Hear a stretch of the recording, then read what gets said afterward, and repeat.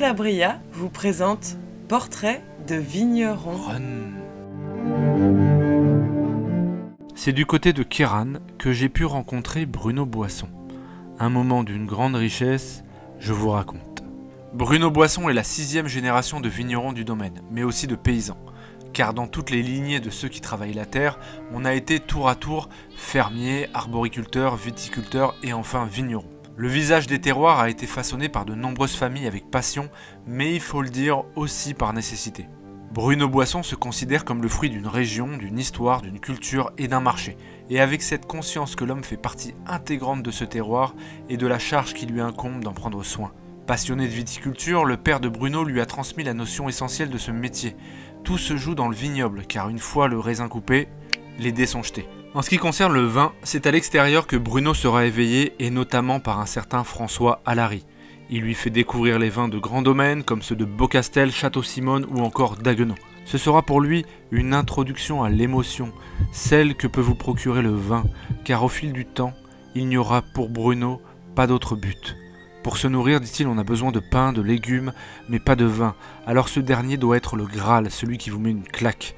Bruno Boisson ne fait pas du vin pour faire du vin, il a une vision, un but, celui de vouloir redonner les émotions qu'il a pu recevoir.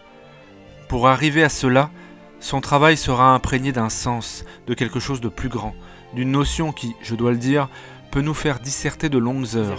Mais ce que l'on pourra en conclure ne sera jamais aussi pertinent que le silence qui en découlera. Cette notion, c'est celle du grand vin. C'est avec cette question que Bruno Boisson avance. C'est pour celle-ci qu'il prend son bâton de pèlerin et en arpente les contours.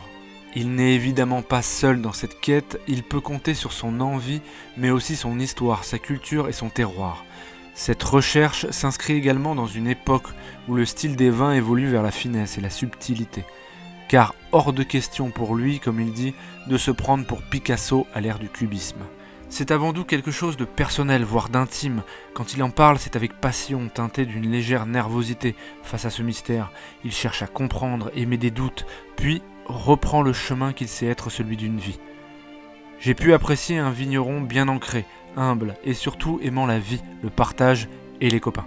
Il souhaite juste un jour goûter l'excellence et pouvoir faire ressentir aux autres ce que les vignerons qu'il admire ont pu lui faire vivre à travers leur vin. Cet échange sur la question fut passionnant. Oh, loin de moi l'idée d'y répondre, après tout je ne fais que consommer. Je me contente de vivre le vin venu. Mais quand vous êtes celui qui le fait, qui éprouve toute une saison durant, avec les incertitudes que l'on connaît, j'imagine qu'au moment de verser le vin dans le verre, vous devez être un peu nerveux. Si le but de tout cela est de vouloir créer une émotion, le chemin à parcourir en est pavé à chaque étape.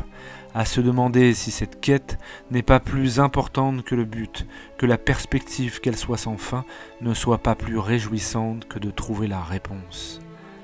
Je ne sais pas s'il y a une recette pour faire du grand vin, mais je pense que l'on n'est pas loin de la bonne pour faire un grand vigneron.